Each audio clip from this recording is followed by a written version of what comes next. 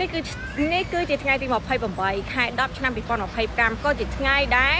សៀមយកភូមិអូបៃជាន់និងភូមិនងច័ន្ទណាឈូសឆាយដីបន្ថែម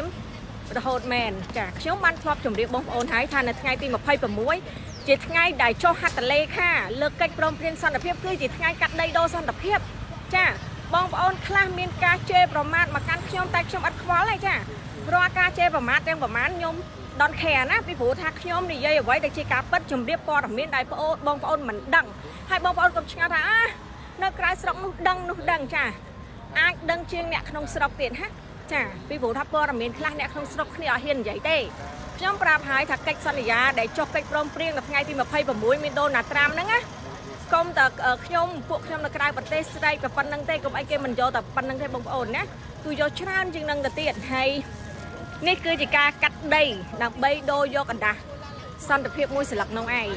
ជម្រាបជូនបងប្អូនតែប៉ុណ្្នឹងហើយបងប្អូននៅតែបន្តតាមដានទៀតពីព្រោះថាថៃណាគេមិនលើកលែងនោះទេចាអាកន្លែងណាដែលគេឈរជើងបានគឺគេយកទាំងអស់ចាគឺគេយកនៅ17កន្លែងទៀតណា17កន្លែងទៀតដែលវាប៉ុនប៉ងយកចាហើយកុំសង្ឃឹមថា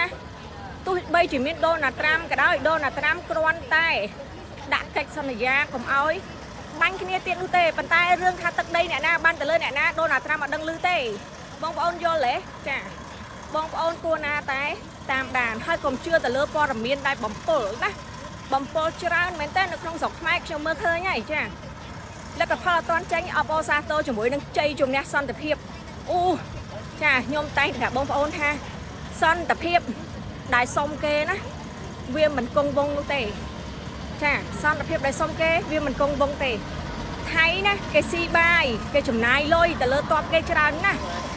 យកទឹកដីខ្មែរហើយយកបានហើយស្មានតែគេឲ្យខ្មែរវិញមែន